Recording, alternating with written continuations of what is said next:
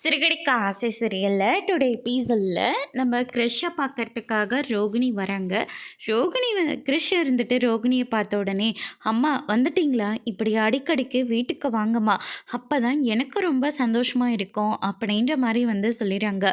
அம்மாவுக்கு நிறைய வேலை இருக்குடா, வேலை முடிச்சதும் கண்டிப்பாக இந்த கிறிஷ் குட்டியை பார்க்கறதுக்காக ஓடி வந்துடுவேன் அப்படின்னு சொல்லிட்டு ரோகிணி சொல்லிடுறாங்க. இங்கே பாரு கிறிஷ், இந்தா சாக்லேட்டு அப்படின்ற மாதிரி சொல்கிறாங்க. கிறிஷ் இருந்துட்டு, வேண்டாம்மா, ஏன்னா நீங்கள் தானே சாக்லேட்லாம் சாப்பிடக்கூடாதுன்னு சொல்லியிருக்கீங்க, அடிக்கடிக்கு சாப்பிடக்கூடாது, எப்பயாவது ஒரு தடவை சாப்பிட்லாம், தப்பில்லை அப்படின்னு சொல்லிட்டு ரோகிணி சொல்கிறாங்க. கிறிஷ், நீ உள்ளே போய் விளையாடு, உள்ளே போய் உட்காந்து சாப்பிட்டுட்டு விளையாடுப்பா அப்படின்னு சொல்லிட்டு கிறிஷை அனுப்பி விட்டுறாங்க. அதுக்கு அடுத்துதான் நம்ம ரோகிணி இருந்துட்டு மகேஸ்வரி கிட்ட, நீ ஊருக்கு வரையா அப்படின்னு சொல்லிட்டு கேட்கவும், என் ஹஸ்பண்டும் முக்கியமான ஒரு வேலையாக வெளியூருக்கு போகிறதா சொன்னார், இங்கே இருந்தாலையும் நான் தனியாக தான் இருப்பேன், அதுக்கு நான் பேசாமல் அம்மா கூட நான் ஊருக்கு போகிறேன் கிறிஷை கூட்டிகிட்டு, நீயும் அங்கே வந்துரு, ஏன்னா அவங்க ஹஸ்பண்ட்க்கு திதி கொடுக்கணும்ல அப்படின்ற மாதிரி சொல்லிடுறாங்க. சரி, வேறு வழி என்ன பண்ணுறது, உங்கள் அப்பாவுக்கு கொடுத்து தானே ஆகணும் அப்படின்னு சொல்லிட்டு நம்ம ரோகிணியோட அம்மாவும் பேசிக்கிறாங்க. அதுக்கு அடுத்து தான் பார்த்திங்கன்னா, முடிஞ்ச அளவுக்கு நானும் அங்கே சமாளிச்சுட்டு தான் வரணும் அப்படின்ற மாதிரி சொல்லிடுறாங்க. அதுக்கு அடுத்து தான் பார்த்திங்கன்னா, இந்த பக்கம் நம்ம முருகன் இருந்துட்டு முத்துவை பார்க்கறதுக்காக வராங்க. என்னடா புது மாப்பிள்ளை எப்படியா இருக்க அப்படின்னு சொல்லிட்டு கேட்கவும், உங்கள் புண்ணியத்தில் நான் ரொம்ப சந்தோஷமாக இருக்கேன்னு அப்படின்ற மாதிரி சொல்லிடுறாங்க. ஓ அப்படியாடா, ரொம்ப சந்தோஷம்டா, நீ சந்தோஷமாக இருந்தால் எனக்கு வேற என்னடா வேணும் அப்படின்ற மாதிரி சொல்லிடுறாங்க.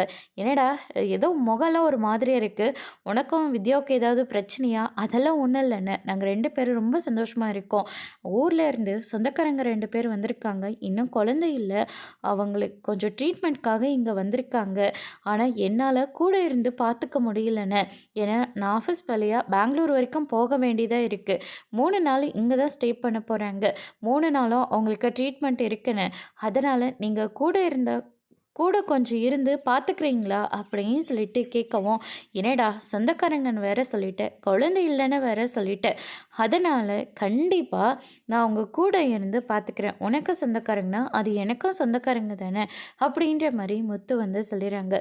ரொம்ப சந்தோஷண்ணே, எனக்காக நீங்கள் இவ்வளோ பெரிய உதவியை பண்ணியிருக்கீங்க, நான் கண்டிப்பாக இந்த விஷயத்த மறக்கவே மாட்டேனே அப்படின்ற மாதிரி சொல்கிறாங்க. என்னடா வாய் நிறையா அண்ணன்னு சொல்லிட்டு உதவி அது இதுன்னு பேசிகிட்டு இருக்க, அப்படியெல்லாம் நீ சொல்லக்கூடாது சரியா, கண்டிப்பாக நான் பார்த்துக்கிறேன் அப்படின்னு சொல்லிட்டு முத்து சொல்லிடுறாங்க.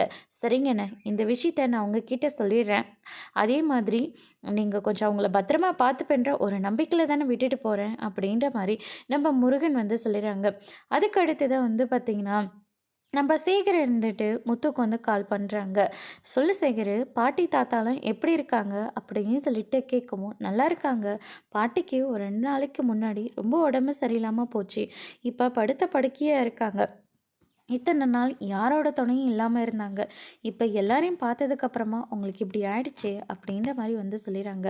ஆனால் அடிக்கடிக்கு உங்களையும் மீனாவையும் பார்க்கணும்னு சொல்லிக்கிட்டே இருக்காங்க அப்படின்ற மாதிரி சொல்லிடுறாங்க. இப்போ தான் எனக்கு ஒரு சவாரி கிடைச்சிது, 3 நாளைக்கு எங்கேயுமே போக முடியாது, வேணும்னா என் ஒய்ஃபை மட்டும் நான் அனுப்பி வைக்கட்டுமா அப்படின்ற மாதிரி சொல்கிறாங்க.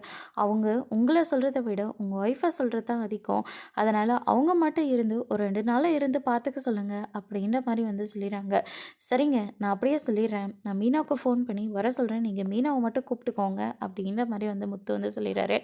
அதுக்கு அடுத்து தான் முத்து இருந்துட்டு மீனாவுக்கு கால் பண்ணி, அந்த தாத்தா பாட்டி இருக்காங்களா, பாட்டிக்கு ரொம்ப உடம்பு சரியில்லையா, படுத்த படுக்கையே இருக்காங்களாம், பார்க்கணும்னு நினைக்கிறாங்களாம், தயவு செஞ்சு நீ போயிட்டு வரியா அப்படின்ற மாதிரி சொல்லிடுறாங்க. ஏங்க, நானே அவங்கள பார்க்கணும் தாங்க நினச்சிட்டு இருந்தேன், இந்த மாதிரி இருக்கிற போது அவங்க நம்ம சொந்த தாத்தா பாட்டி மாதிரிங்க, நம்மள்தான் தான் நம்ம விட்டுருவோமா, நான் கண்டிப்பாக போய் அவங்கள பார்த்துக்கிறேன் அப்படின்னு சொல்லிட்டு மீனா சொல்லிடுறாங்க. மீனா ஒரு 3 நாள் தங்குற மாதிரி இருக்கும், பரவாயில்லைங்க, நான் இருந்து பார்த்துக்கிறேன் அப்படின்ற மாதிரி மீனா சொல்லிட்டு கிளம்பிடுறாங்க. அதுக்கு அடுத்தது பார்த்திங்கன்னா, நம்ம வித்யாவும் முருகனும் இருந்துட்டு ரொம்பவே சந்தோஷமாக இருக்காங்க. ரோகிணி இருந்துட்டு, என்னம்மா விஷயம், என்ன விஷயத்துக்காக என்னை மறுபடியும் வர சொன்னேன் அப்படின்னு சொல்லிட்டு கேட்கவும், உன்னோட ம மூத்தார் வீட்டார் இருக்காருங்கள, அவங்க இந்த ஊருக்கு ட்ரீட்மெண்ட்காக வந்திருக்காங்க, உனக்கு செஞ்ச பாவத்துக்கு அவங்களுக்கு இன்னுமே குழந்தையே நிக்கலையா, அந்த ட்ரீட்மெண்ட்காக இங்க வந்திருக்காங்க. அதனால உன்ன பார்க்கணும், கிருஷ்ணயும் பார்க்கணும், மன்னிப்பு கேட்கணும்னு சொல்லி அவங்க கேட்டிருக்காங்க. நானும் என்ன சொல்றதுன்னு தெரியல. அவங்க ஃபோன் நம்பர் கேட்டாங்க. அதனால அதனால "என்னம்மா காரியம் பண்ணி வச்ச? சொல்லும்மா" அப்படின்னு சொல்லிட்டு கேட்கவும், "இல்லடி அவங்க அவ்வளோ தூரம் பேசுறதுனால உன்னோட ஃபோன் நம்பர கேட்டாங்க. நான் குடுத்துட்டேன். என்னம்மா நீ உன் இஷ்டத்துக்கு எல்லாத்தையும் முடிவு எடுப்பியா? என் வாழ்க்கை நிம்மதியா நீ வாழவே விட மாட்டியா? பண்ண பாவம்லாம் உனக்கு பத்தலையா? அவங்க எனக்கு என்ன அளவுக்கு துரோகம் பண்ணியிருக்காங்க. உனக்கே நல்லா தெரியும் தானே. தெரிஞ்சு ஏம்மா இப்படி ஒரு காரியத்த பண்ணி வச்சிருக்க?" அப்படின்னு சொல்லிட்டு கேட்கவும், வேற வழி இல்லடி. அவங்க அவ்வளோ தூரம் பேசும்போது நான் குடுக்காம வேற என்ன பண்ண முடியும்? அதனால தான் குடுத்துட்டேன் அப்படிங்கிற மாரி வந்து சொல்றாங்க. ஏம்மா இப்படி முட்டாள்தனமா நடந்துக்கிற? இப்பதான் நான் என் வாழ்க்கை எனக்கு திரும்ப கிடைச்சிருச்சுன்னு சொல்லிட்டு ரொம்ப சந்தோஷமா இருந்தேன். அந்த சந்தோஷத்துலயும் இப்படி மண்ணள்ளி போட்டுட்டல்ல. அவங்க எனக்கு எவ்வளோ பாவம் பண்ணியிருக்காங்க. எல்லாத்தையும் நீ மறந்துட்டியா? நான் எதுவும் மறக்கலடி. அவங்க குழந்தை இல்லைன்னு சொல்றம்போது வேற என்னடி பண்ண முடியும்? அப்படின்ற மாரி வந்து சொல்லிறாங்க. இந்த நம்பர பாரு அப்படின்னு சொல்லிட்டு ரோகிணிக்கு ஃபோன் வருதா? ஆமா இந்த நம்பர் தான் அப்படின்னு சொல்லிட்டு நம்பர் ரோகிணியோட அம்மா வந்து சொல்லிறாங்க. ரோகிணி நான் வந்து உன் புருஷனோட அண்ணன் வீட்டார் பேசுகிறேம்மா அப்படின்ற மாதிரி வந்து சொல்லிடுறாங்க. எனக்கு எதுக்கு நீங்கள் ஃபோன் பண்ணீங்க? நீங்கள் யாரும் வேணான்னு சொல்லிட்டு எனக்கு செஞ்ச பாவம்லாம் நீங்கள மறந்துட்டீங்களா? நாங்கள் எந்த பாவம் பண்ணது பெரிய பாவம். மன்னிக்க முடியாத பாவம். அதனால தான் இந்த கடவுள் எங்களுக்கு இன்னும் ஒரு வாரிச கூட குடுக்கல. இந்த தலைமுறையே எங்களுக்கு அழிஞ்சு போயிட மாரி இருக்கு. அதனால தான் ட்ரீட்மெண்ட்காக நாங்க சென்னை வரையும் வந்திருக்கோம். உன்னையும், கிரிஷையும் பார்த்துட்டு போலான்னு தான் வந்திருக்கோம். அப்படின்ற மாரி வந்து சொல்லிறாங்க. கிரிஷையும் என்னையும் பார்க்குற அருகதை உங்களுக்கு கிடையாது. பார்க்குற உரிமையும் உங்களுக்கு கிடையாது. அதெல்லாம் எப்பவோ மலையேறி போச்சு. இனிமே மன்னிப்பு கேட்குறேன். உங்கள பார்க்கணும்னு சொல்லிட்டு என் பக்கம் வந்துராதீங்க. அதுக்கப்புறம் நான் என்ன செய்வேனே தெரியாது. அப்படின்ற மாரி ரோகிணி வந்து திட்டிட்டு ஃபோனை வந்து வச்சிடுறாங்க. இன்னும் அந்த பொண்ணு எந்த விஷயத்தையும் மறக்கலை போல இருக்கு. அதனால தான் அந்த பொண்ணு இன்னுமே கோவத்தில் இருக்கு போல. சரி விடு, கொஞ்ச நாள் இந்த பிரச்சனை ஆறப்படும். 3 நாள் இங்கே தானே தங்க போகிறோம். எப்பயாவது ஒரு டைம் கண்டிப்பாக பார்த்துருவோம். நீ எதுக்காகவும் வருத்தப்படாத அப்படின்ற மாதிரி வந்து சொல்லிடுறாங்க. அதுக்கு அடுத்ததான் யாரோ வந்திருக்காங்க போல இருக்கு. வா போய் பார்க்கலான்னு சொல்லிட்டு போய் பார்க்குறாங்க. பார்த்தா முருகன், வித்யா, அதுக்கு அடுத்ததான் முத்தும் வந்து நிற்கிறாங்க. இவங்க தான் நான் சொன்ன டிரைவர். இவர் ரொம்பவே நல்லவர். என் கூட பிறந்த அண்ணன் மாதிரி. இவர் மட்டும் இல்லைன்னா எனக்கும் வித்யாவுக்கும் கல்யாணமே ஆயிருக்காது. இவரால் தான் நானும் வித்யாவும் இப்போ கல்யாணம் பண்ணிக்கிட்டு சந்தோஷமாக வாழ்கிறோம் அப்படின்ற மாதிரி வந்து சொல்கிறாங்க. இவன் ஒருத்தன் பார்க்குறவங்க எல்லாருக்கிட்டேயும் இதே தாங்க சொல்லிட்டு இருக்கான். நான் என்னங்க பெருசாக பண்ணிட்டேன் அப்படின்ற மாதிரி வந்து சொல்லிடுறாங்க. அதுக்கு அடுத்ததாக தம்பி நாங்கள் 3 நாள் இங்கே தங்க போகிறோம். நீங்கள் தான் எல்லாத்தையும் பார்த்துக்கணும். எங்களுக்கு இந்த ஊரெல்லாம் தெரியாது அப்படின்ற மாதிரி வந்து சொல்கிறாங்க. கண்டிப்பாக அண்ணன், முருகனுக்கு சொந்தக்காரங்கன்னா எனக்கும் நீங்கள் சொந்தக்காரங்க மாதிரி தான். உங்களை நான் ஒன்றும் அப்படியே விட்டுட்டு போயிட மாட்டேன். கண்டிப்பாக நல்லபடியாக பார்த்துப்பேன் அப்படின்ற மாதிரி வந்து சொல்கிறாங்க. சரி நீ போய் காஃபி போட்டு எடுத்துகிட்டு வா அப்படின்னு சொல்லிட்டு அவங்க ஒய்ஃபை வந்து அனுப்பி வைக்கிறாங்க. கூட வித்யாவும் போகிறாங்க.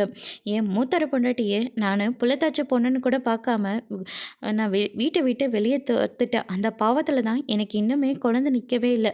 சீக்கிரமாக நீயும் முருகனும் ஒன்றா சேர்ந்து குழந்தைய சீக்கிரமாக பெற்றுக்கோங்க. ஏன் சொல்கிறேன்னா எனக்கும் இப்போ பாரு குழந்தையே இல்லை அப்படின்ற மாதிரி வந்து சொல்லிடுறாங்க. இவங்க பேர் கல்யாணி. இவங்கள தான் நான் வீட்டை விட்டு வெளியே துரத்திட்டேன் அப்படின்ற மாதிரி வந்து சொல்லிடுறாங்க. அதை பார்த்த உடனே வித்யா வந்து பயங்கரமாக ஷாக் ஆகுறாங்க.